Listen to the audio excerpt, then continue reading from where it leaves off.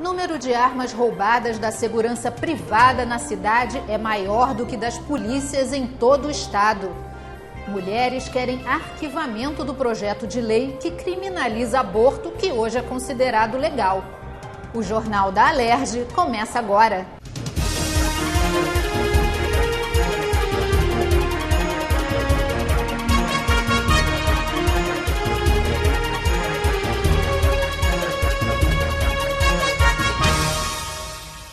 Boa noite. Dados do Instituto de Segurança Pública, o ISP, apontam que entre 2007 e 2015, o número de homicídios decorrentes de intervenção policial no estado do Rio caiu 73% na capital e 85% em áreas de UPP.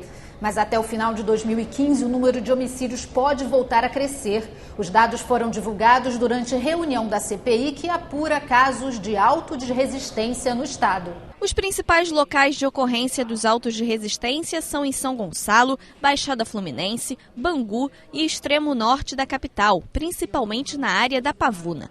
O número, que já foi de 1.330 em 2007, teve forte redução e chegou a 416 em 2013.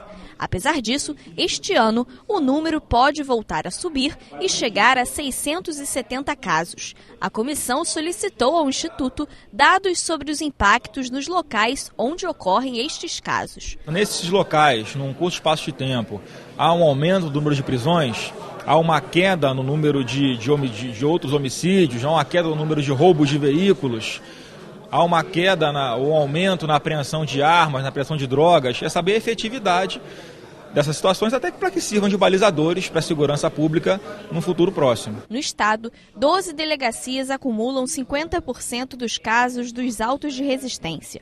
As principais são a 39ª DP da Pavuna, com 45 casos, a DP de Belfor Roxo, com 44 casos, e a DP de Bangu, com 32 casos. Nos últimos anos, também houve aumento dos casos em regiões fora do eixo metropolitano. Os maiores índices foram em Cabo Frio, seguido por Macaé e Angra dos Reis. Isso pode ser justificado pela presença das UPPs na capital, que podem ter incentivado a migração do tráfico para estas áreas. A UPP é uma política muito exitosa na redução de homicídio decorrente de intervenção policial. Você tem uma forte redução desses números em 2011 e 2012, que coincide justamente com a expansão da política de pacificação. Uma análise mais refinada permite ver que os locais que mais reduziram são os locais mais afetados com essa política.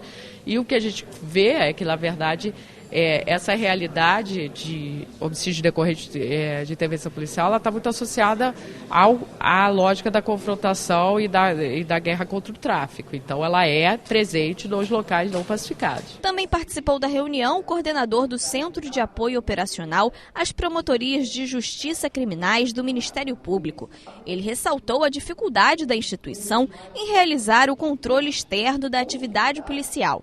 Para isso, foi criada uma resolução pelo Conselho Nacional do Ministério Público que orienta os promotores de justiça nos processos de auto de resistência e também ajuda na criação de um banco de dados que ainda está sendo preenchido. Com o passar do tempo e os problemas acontecendo, esse âmbito de atuação de controle externo foi tendo um entendimento um pouco mais abrangente e chegamos agora ao ponto do próprio Conselho Nacional do Ministério Público baixar uma resolução especificamente sobre esse assunto dos autos de resistência, disciplinando o que deve fazer o promotor de justiça nesses casos do auto de resistência. Mas o controle externo da atividade policial também vem sendo aperfeiçoado, também tem assento em resoluções do Conselho Nacional do Ministério Público. A resolução número 20 trata desse assunto, só que ela vem sendo aperfeiçoada com o tempo, ela vem sendo modificada. O relator da CPI, deputado Marcelo Freixo, propôs que tanto o ISP quanto o MP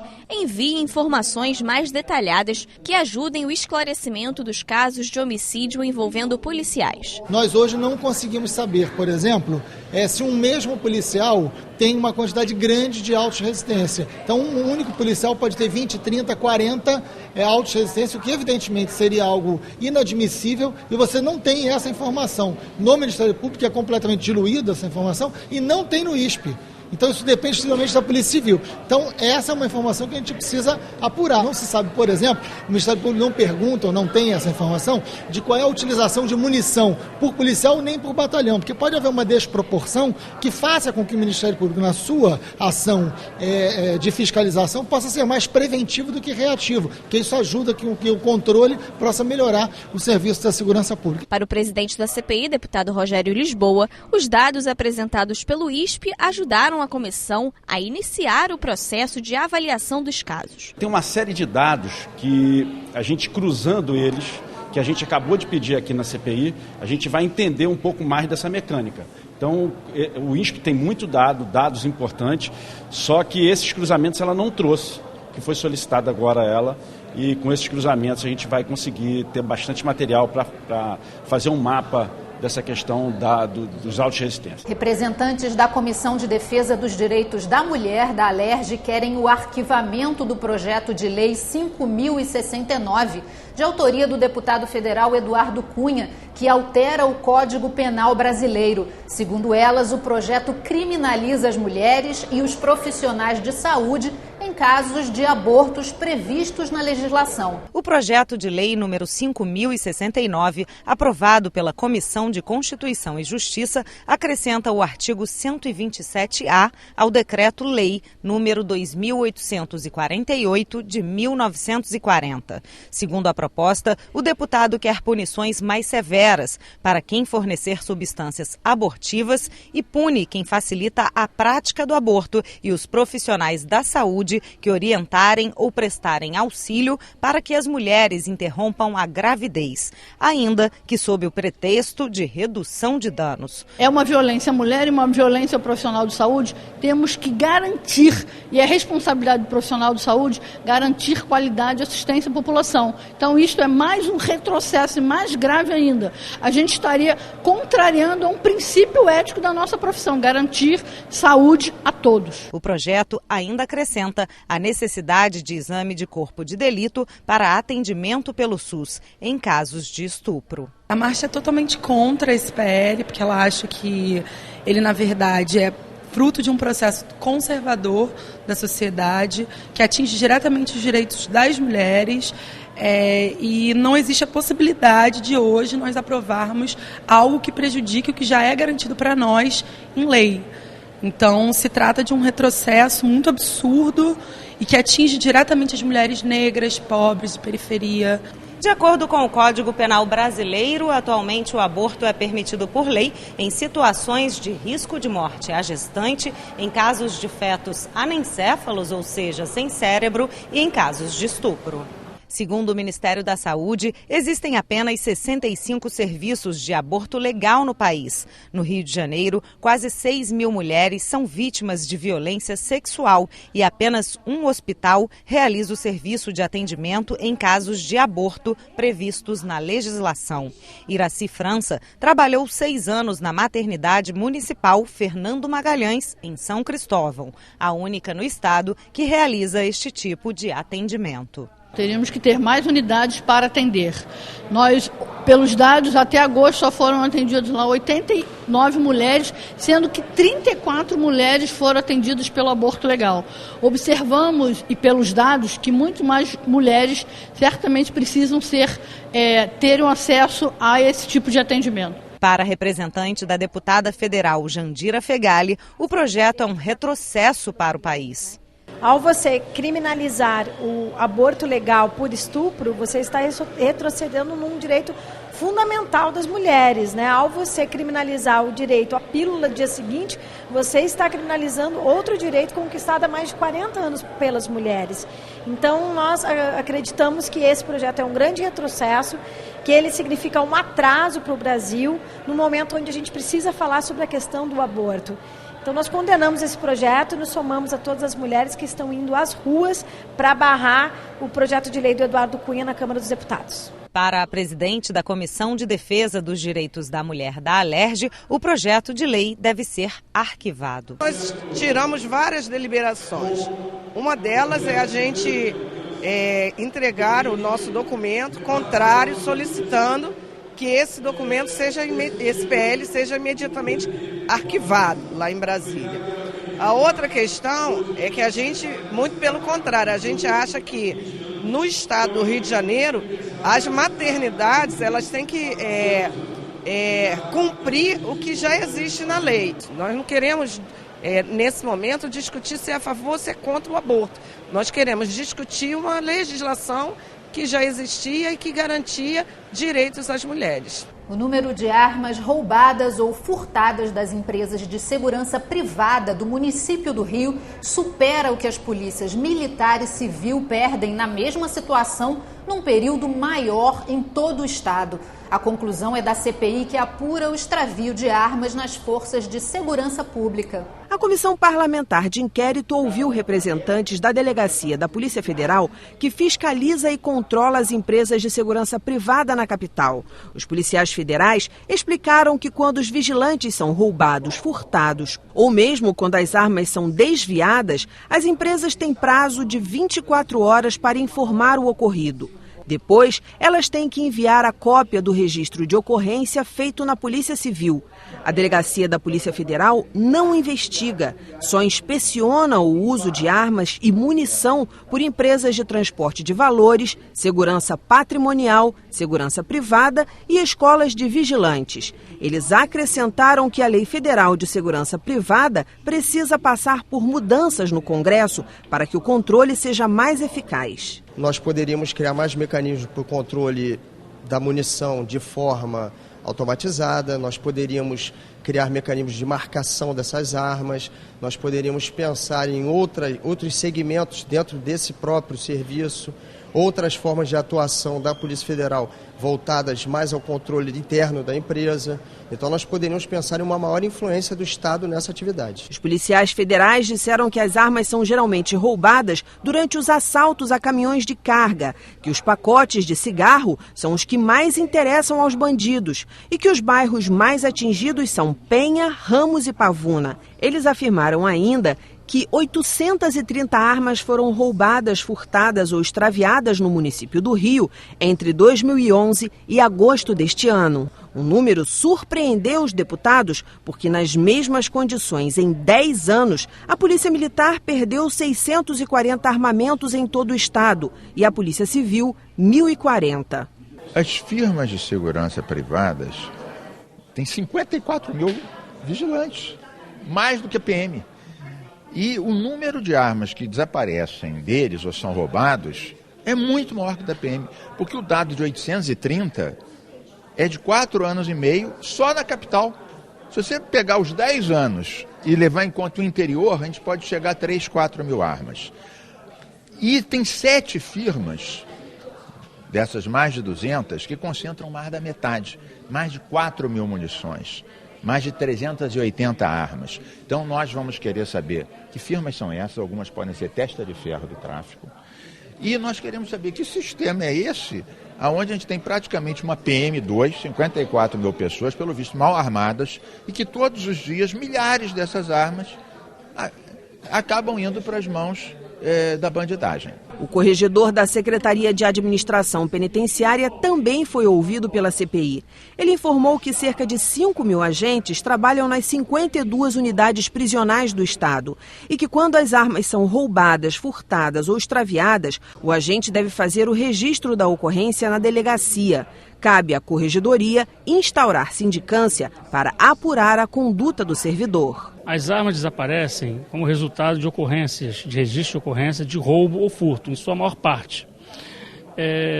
O furto é quando não há um emprego de violência, o roubo é quando é o contrário. Né? O servidor, tanto de serviço quanto de folga, pode se envolver em ocorrência.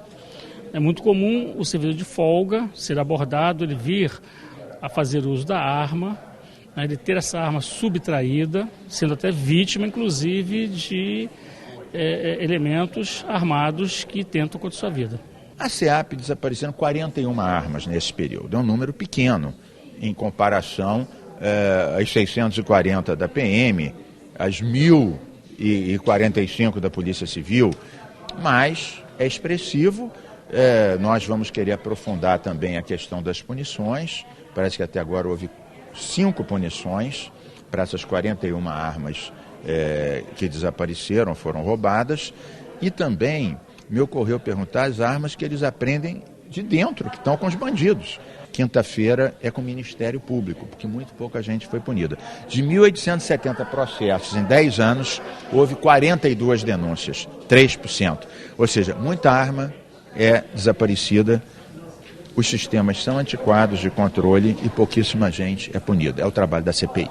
A Comissão de Transportes da Alerj vai sugerir auditoria para apurar a real situação da concessionária CCR Barcas. A empresa alega prejuízo de 500 milhões de reais e quer romper o contrato com o governo do estado. O presidente da CCR Barcas disse que a empresa vem tendo seguidos prejuízos desde que assumiu o controle das barcas em julho de 2012.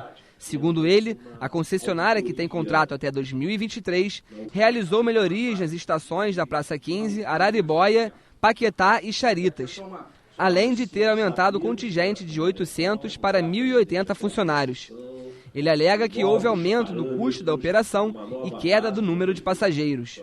Desde a nossa entrada na companhia, desde 2012, uma série de trabalhos foram necessários serem feitos, prefeito de melhoria da qualidade do serviço. Dentro da modelagem que existe hoje, que é os custos divididos pelo número de passageiros, se você tem uma queda muito forte do número de passageiros, impacta fortemente o valor da tarifa. Isso é contratual. Então o governo entende que isso deve ser modificado. Tem toda a razão.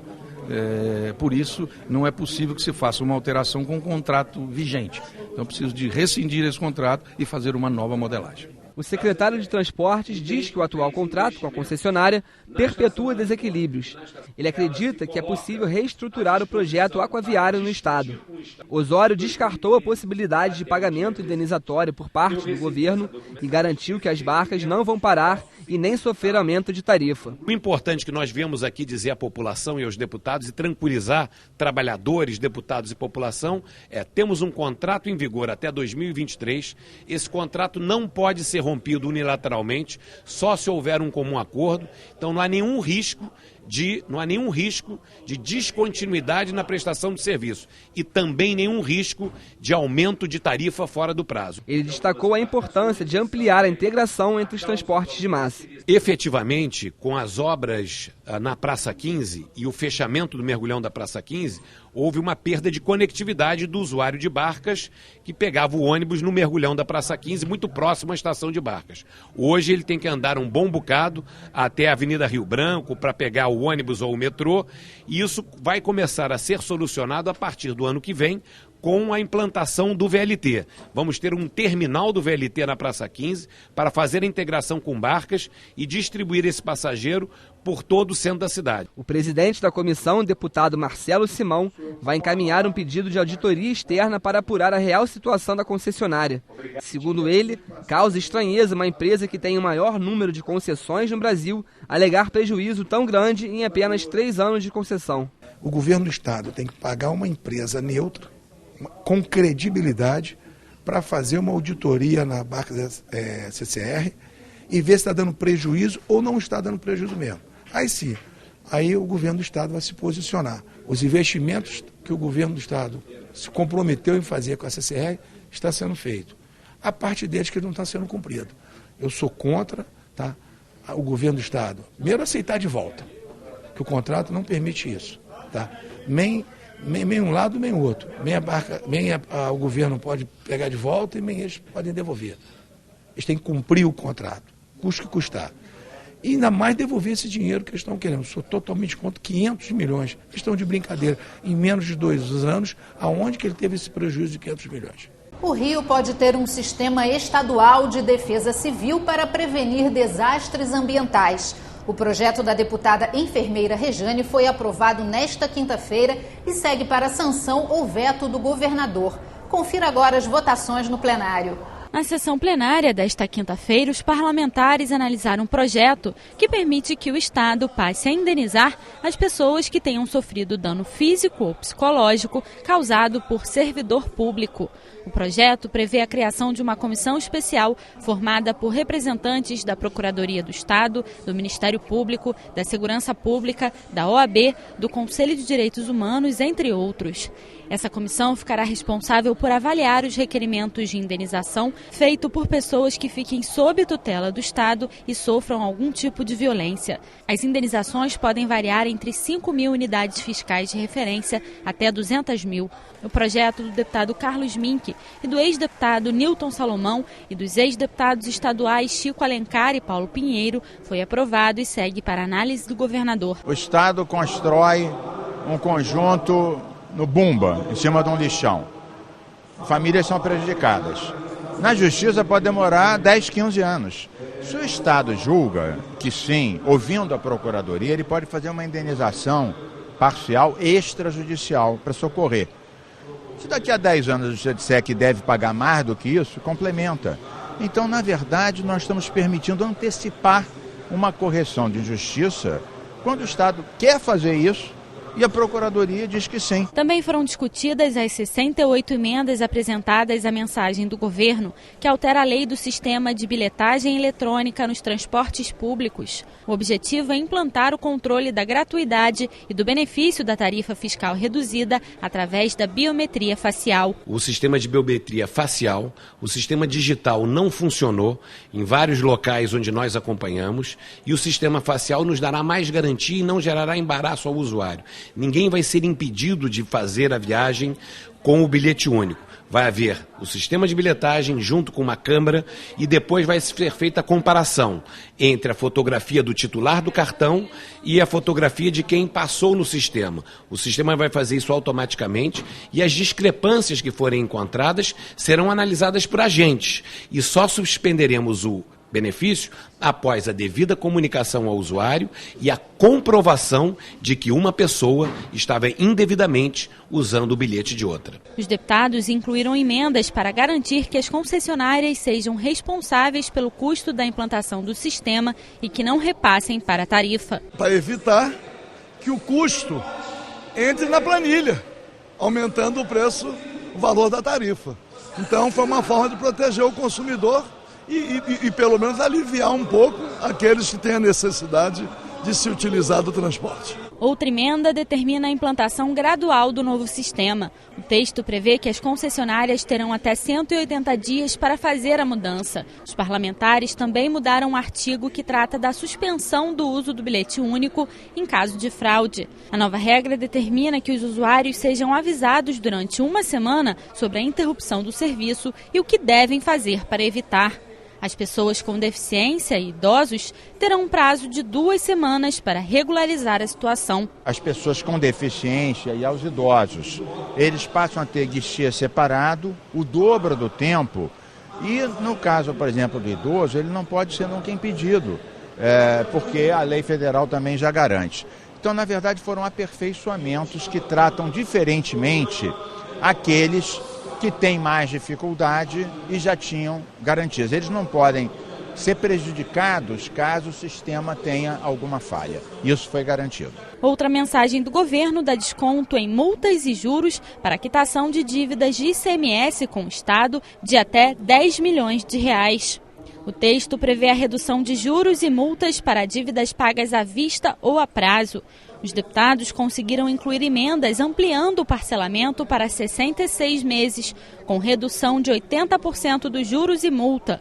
Quem optar por pagar à vista terá a redução de 100% de juros e multa. As duas fundamentais mudanças diz respeito primeiro ao parcelamento, que a proposta do governo foi de 36 meses e era um prazo de parcelamento, no nosso entendimento, muito pequeno para haver a devida adesão, e nós ampliamos esse prazo para 60 meses em parcelas sucessivas.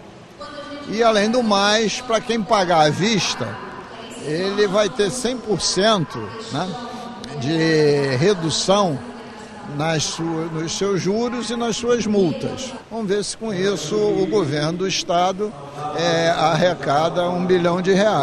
Outra emenda garante a isenção do imposto às empresas de reciclagem. Todo o material que é recolhido ele passa por um tratamento para retornar, substituindo tudo aquilo que é retirado da natureza, ainda mantendo a limpeza da cidade, impedindo a poluição. Então a indústria da reciclagem tem uma importância muito grande.